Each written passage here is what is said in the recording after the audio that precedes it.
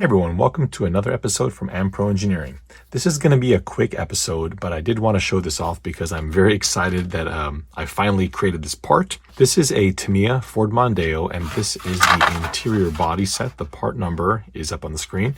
This is a pretty generic Tamiya part, but something that I always wanted to install in this was a interior cage, and I have finally done that.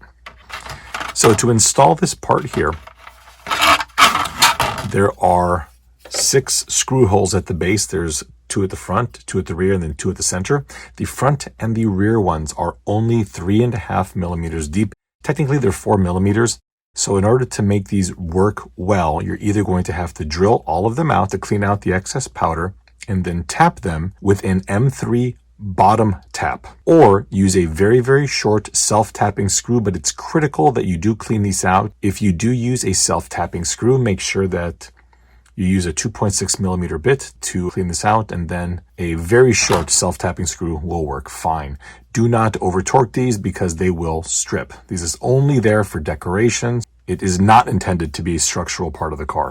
The middle ones, on the other hand, have a lot more room. These have 12 millimeters of depth, so if you are going to use a self-tapping screw, it is my recommendation that you still use a fairly short one because the wall thickness is quite thin. If not, you can tap these with an M3 tap, or you can drill these out with a M2.6 or 2.7 to install a self-tapping screw to position the holes. Now, this is a prototype. Of course, I only get the prototypes. So on mine, there's a little jog in this support because of this feature on the bottom. On the production ones, this is 5 millimeters wider, so the leg will go right here in between this little feature and this side of the interior. So just drop that on top, and looking at the front, you're going to see that the little boss here for the screw, it's a little hard to see, but when you actually are getting it, it's this little lip here at the end. That lines up with the edge of the dash. Okay, so just about like that. Once those are in place, you might want to tape the thing down and then mark where the holes are and make a 3 to 3.5 millimeter hole. Again, I've got 6 of them, and then it'll just thread on into place. This is only available in white, so I'm going to go paint this real quick and I'll be right back. So I went ahead and painted this red because I did want it to stand out a little bit. I also painted the housing of the mirror in a matte black.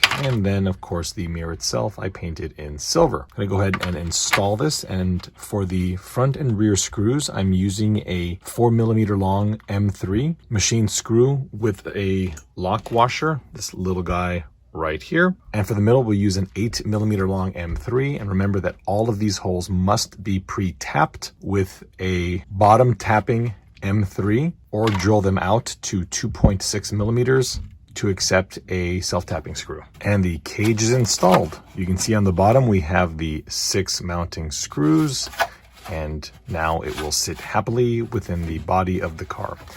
Now, you may be wondering, what other car bodies will this fit? And unfortunately, I'm not able to answer that as I only have the Mondeo for this interior. But what I can do is provide some dimensions, which are up right now, and hopefully that'll give you an idea whether or not that is going to fit your car. I will be coming out with one for the Ford Escort Cosworth relatively soon, but I do have to get the interior set for that first.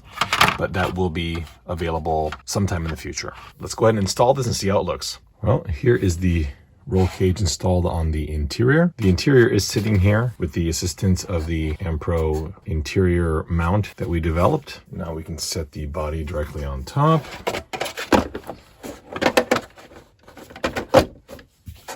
And there it is. There is our cage. I'm very excited about this. That's cool.